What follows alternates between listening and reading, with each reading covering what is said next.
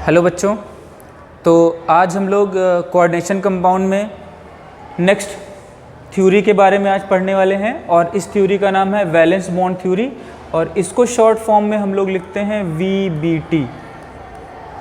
ये थ्योरी एक बार आप लोग पढ़ चुके होंगे, लेकिन कोवेलेंट बॉन्डिंग की पढ़े होंगे केमिकल बॉन्डिंग में क्लास 11th में, और आज हम लोग पढ़ रहे हैं कोऑर्डिनेशन कंपाउंड में ये वैलेंस बॉन्ड थ्योरी।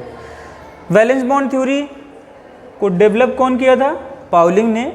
और ये जो वैलेंस बॉन्ड थ्योरी है यानी VBT है, ये हमको बताता है लिगेंड और मेटल के बीच में कोऑर्डिनेट बॉन्ड का फॉर्मेशन कैसे होता है। और वैलेंस बॉन्ड थ्योरी एक्सप्लेन करता है shape of complex compound and magnetic property को।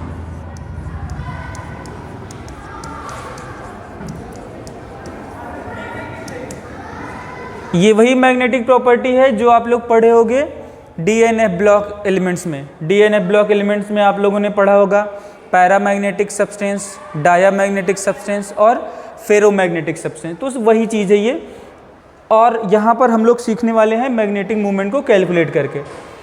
तो कुछ पोस्टुलेट्स की बात कर लेते हैं कि वैलेंस बॉन्ड थ्योरी की क्या क्या खासियत है। सो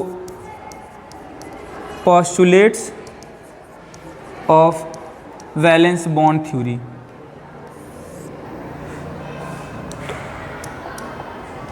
पहला पॉइंट ये है कि वैलेंस बॉन्ड थ्योरी ये बताता है कि जो सेंट्रल मेटल एटम है या सेंट्रल मेटल आयन है, इस सेंट्रल मेटल एटम के पास वैकेंट ऑर्बिटल्स होना चाहिए। कितने वैकेंट ऑर्बिटल? जितना कि कॉम्प्लेक्स में कोऑर्डिनेशन नंबर है, यानी equals to coordination number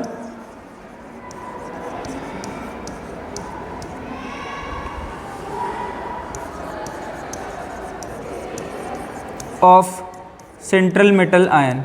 central metal ion का जो भी कोऑर्डिनेशन नंबर होगा उसी के बराबर हमें क्या चाहिए? वैकेंट d ऑर्बिटल चाहिए। ठीक। दूसरा पॉइंट, वैलेंस बॉन्ड थ्योरी बोलता है कि जो d ऑर्बिटल है या तो वो इनर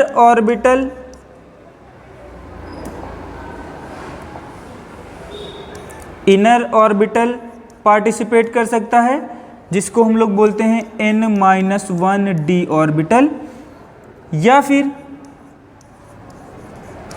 आउटर ऑर्बिटल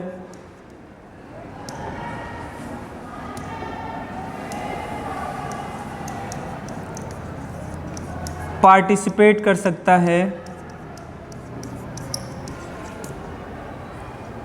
हाइब्रिडाइजेशन में। यानी या तो इनर ऑर्बिटल पार्टिसिपेट कर सकता है या फिर आउटर ऑर्बिटल पार्टिसिपेट कर सकता है हाइब्रिडाइजेशन में। और आउटर ऑर्बिटल को हम लोग रिप्रेजेंट करते हैं ND से।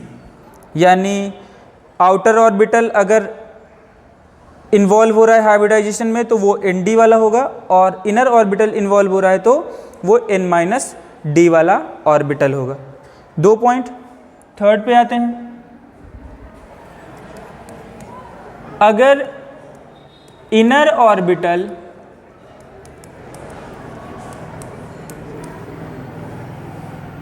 इन्वॉल्व हो रहा है हाइब्रिडाइजेशन में तो ऐसे कॉम्प्लेक्स को हम लोग बोलते हैं inner orbital complex,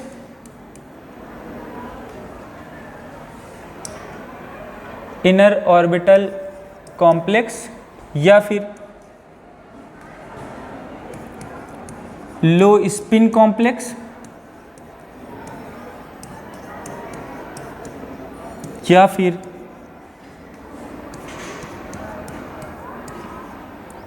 spin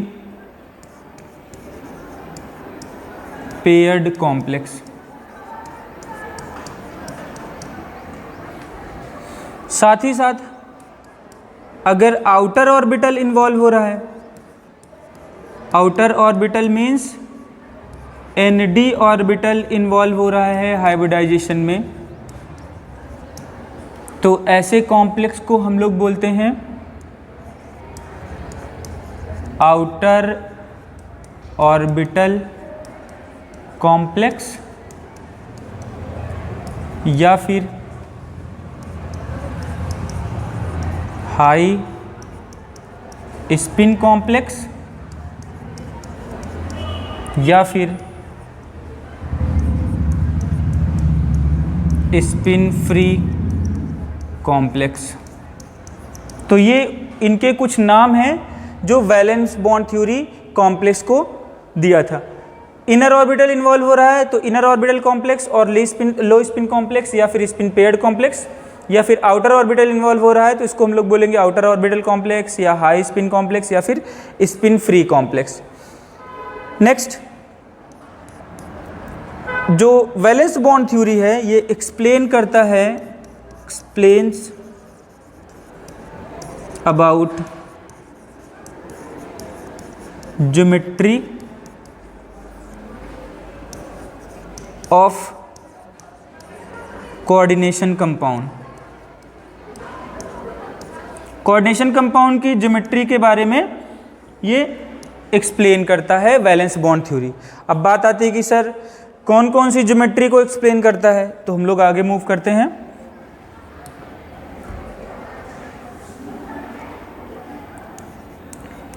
geometry,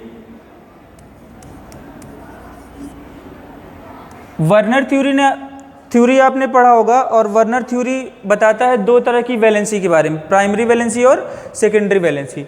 तो ये बताइए कि प्राइमरी वैलेंसी या फिर सेकेंडरी वैलेंसी, कौन सी ऐसी वैलेंसी है जो ज्योमेट्री को डिसाइड करता है।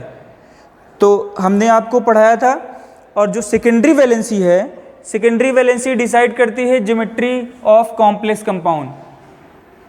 और सेकेंडरी वैलेंसी क्या होता है, कोऑर्डिनेशन नंबर। तो ज्योमेट्री डिपेंड्स ऑन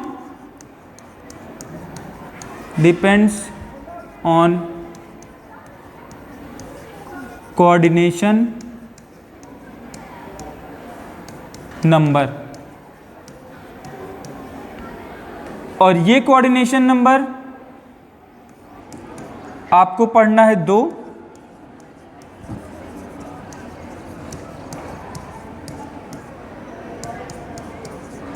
आपको 2 पढ़ने हैं। एक पढ़ना है कोऑर्डिनेशन नंबर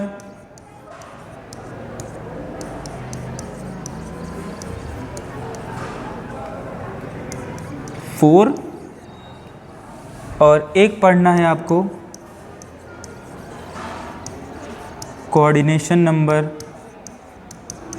6। कोऑर्डिनेशन नंबर 4 और कोऑर्डिनेशन नंबर 6 दो ही आपको पढ़ने हैं, और कोऑर्डिनेशन नंबर 4 में 2 ज्योमेट्री प्रेजेंट होती है। पहला है टेट्राहेड्रल और दूसरा है स्क्वायर प्लेनर।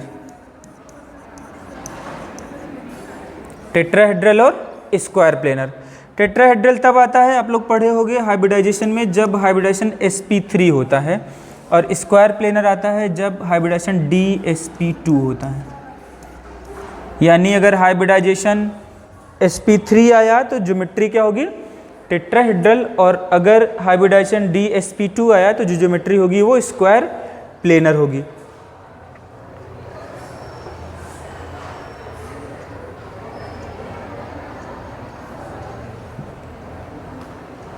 कोऑर्डिनेशन नंबर 6 में 2 हाइब्रिडाइजेशन हम लोग पढ़ते हैं। एक तो पढ़ते हैं sp3d2 और दूसरा पढ़ते हैं d2sp3। इन दोनों की जो ज्योमेट्री होती है वो ऑक्टाहेड्रल होती है। ऑक्टाहेड्रल। जो sp3 हाइब्रिडाइजेशन है इसमें जो d ऑर्बिटल है ये आउटर ऑर्बिटल इन्वॉल्व हुआ है, तो ऐसे को हम लोग बोलते हैं आउटर ऑर्बिटल कॉम्प्लेक्स। और D2sp3 में इनर d ऑर्बिटल इन्वॉल्व हुआ है, तो इसको हम लोग बोलते हैं इनर ऑर्बिटल कॉम्प्लेक्स। ठीक है, अब बात आती है कि सर इनका अगर स्ट्रक्चर आ गया, कोई हमें कॉम्प्लेक्स कंपाउंड मिल गया, तो हम उसका स्ट्रक्चर कैसे बनाएंगे। तो देखो sp3 का जो स्ट्रक्चर होता है वो कुछ इस तरह होता है। बीच में हमारे पास होता है सेंट्रल मेटल एटम और सराउंडिंग में हमारे पास होते हैं लिगेंड्स।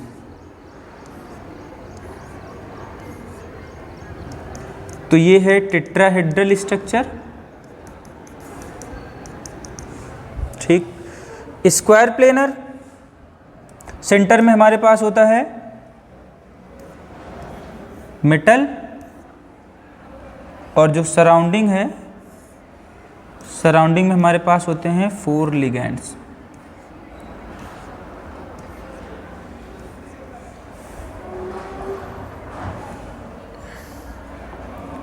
ऑक्टाहेड्रल का देख लेते हैं कि ऑक्टाहेड्रल का स्ट्रक्चर कैसे होगा। ऑक्टाहेड्रल में दोनों सेम है। सेंटर में हमारे पास होता है सेंट्रल मेटल एटम और कॉर्नर्स पे होते हैं हमारे पास लिगेंड्स।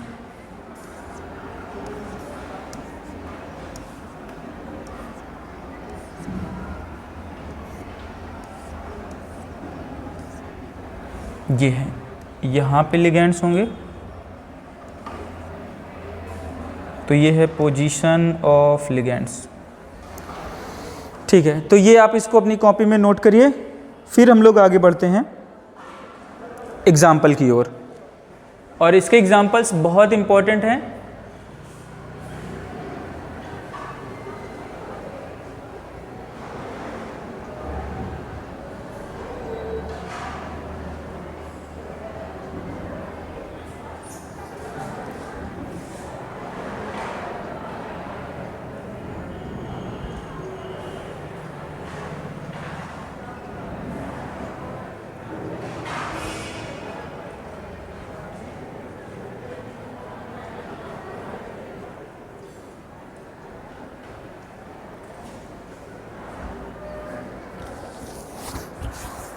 ओके, आई होप आप इसको नोट कर लिए होंगे। तो हम लोग बढ़ते हैं नेक्स्ट एग्जाम्पल की ओर कि कैसे हम लोग इस जो कॉम्प्लेक्स कंपाउंड हैं इनके स्ट्रक्चर को हम लोग कैसे ड्रा करेंगे। तो नेक्स्ट पॉइंट, प्रीवियस पॉइंट था क्या कि शेप के बारे में, ज्योमेट्री के बारे में बताता है। नेक्स्ट जो पॉइंट है वो है explain about the magnetic property। Magnetic property को एक्सप्लेन करता है। तो देखो जो मैग्नेटिज्म है ये हम लोग पढ़ते हैं 2 टाइप का। एक तो है पैरामैग्नेटिक और दूसरा है डायामैग्नेटिक। पैरामैग्नेटिक सब्सटेंस ऐसे सब्सटेंस को बोलते हैं जो मैग्नेटिक फील्ड में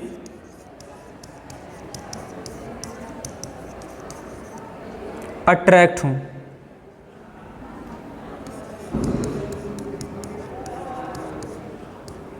और डायामैग्नेटिक ऐसे सब्सटेंस को बोलते हैं जो मैग्नेटिक फील्ड में रिपेल हों।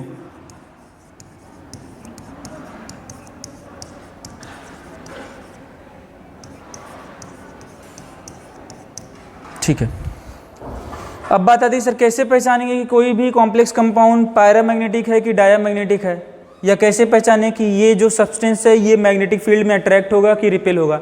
तो सिंपल सा है कि आप जो भी आपके पास सेंट्रल मेटल एटम है उस सेंट्रल मेटल एटम में फाइंड कर लो नंबर ऑफ अनपेयर्ड इलेक्ट्रॉन, यानी पैरामैग्नेटिक बिहेवियर शो होता है due to presence of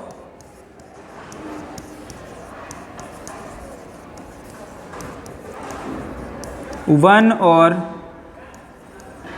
more unpaired electron. एक अनपेयर्ड इलेक्ट्रॉन प्रेजेंट है तब भी ये शो करेगा पैरामैग्नेटिज्म, और 2 4 हैं तब भी ये शो करेगा पैरामैग्नेटिक बिहेवियर। डायामैग्नेटिक सब्सटेंस ऐसे सब्सटेंस होते हैं जो मैग्नेटिक फील्ड में रिपेल होते हैं, और ये रिपेल इस वजह से होते हैं क्योंकि इनके पास जो डी कॉन्फ़िगरेशन होता है, या तो डी में 0 इलेक्ट्रॉन होगा या फिर डी में 10 इलेक्ट्रॉन होगा, यानी इनके पास सारे ही की पेयर्ड इलेक्ट्रॉन होते हैं। अनपेयर्ड इलेक्ट्रॉन एब्सेंट होने की वजह से ये मैग्नेटिक फील्ड में क्या होते हैं, रिपेल होते हैं। तो ये था कुछ पोस्टुलेट्स वैलेंस बॉन्ड थ्योरी के बारे में। अब इसमें हम लोग आगे बढ़ते हैं एग्जाम्पल की ओर। तो फर्स्ट एग्जाम्पल लेकर के हम लोग चेक करते हैं कि क्या हम लोग हाइब्रिडाइजेशन वगैरह कैलकुलेट कर पा रहे हैं कि नहीं। एग्जाम्पल जो हम लोग पढ़ रहे हैं, सबसे पहले पढ़ रहे हैं कोऑर्डिनेशन नंबर 6 में। कोऑर्डिनेशन नंबर 6 में पहला है COF6 3-। तो COF6 3- में आपको क्या क्या कैलकुलेट करना है। तो सबसे पहले आपको कैलकुलेट करना है हाइब्रिडाइजेशन, साथ ही साथ इसकी ज्योमेट्री बताना है। उसके बाद आपको फाइंड करना है नंबर ऑफ अनपेयर्ड इलेक्ट्रॉन। उसके बाद अब आपको फाइंड करना है मैग्नेटिक बिहेवियर।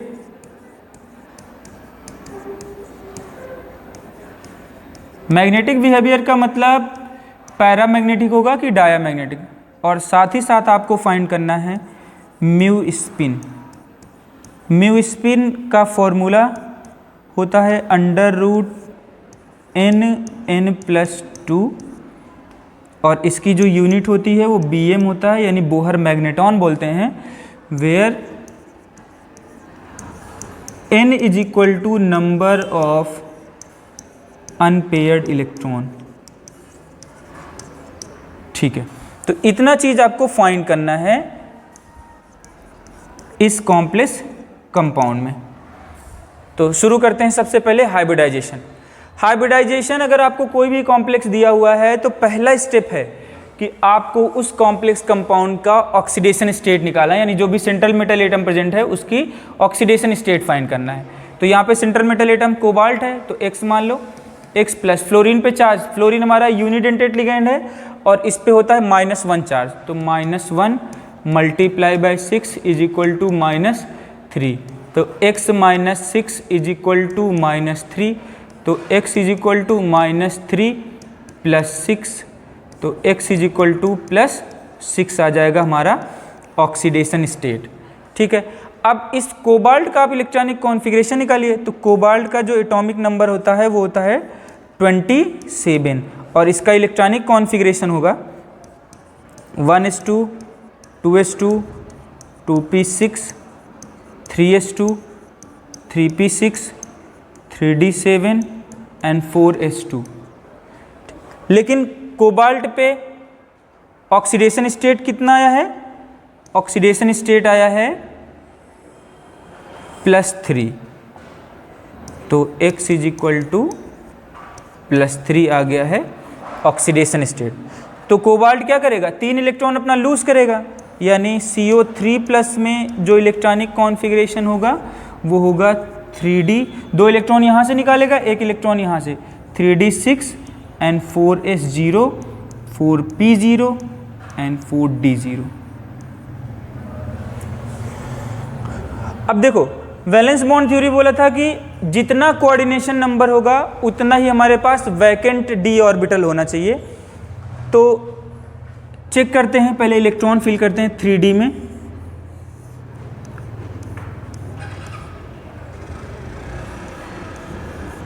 p के पास 3 ऑर्बिटल,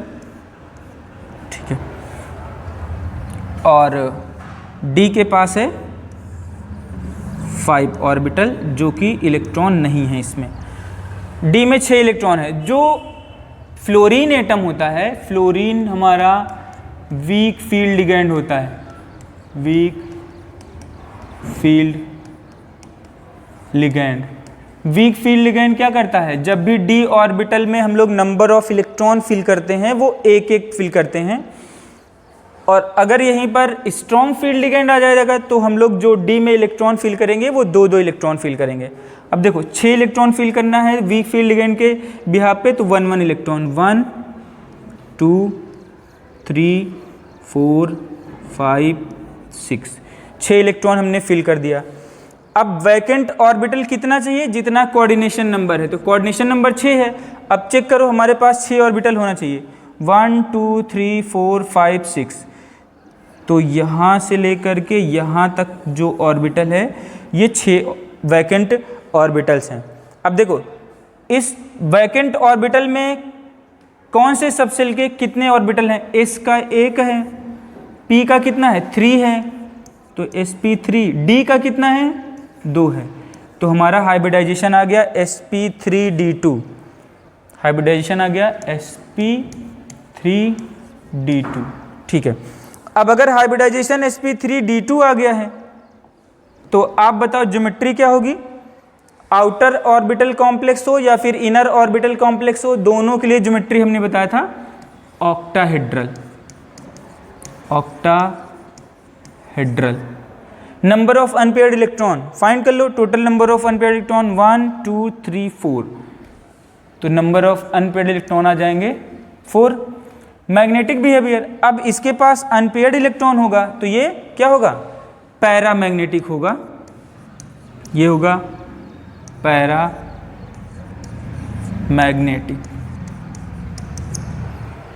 म्यू स्पिन कैसे निकालेंगे, तो म्यू स्पिन इधर निकाल देता हूँ।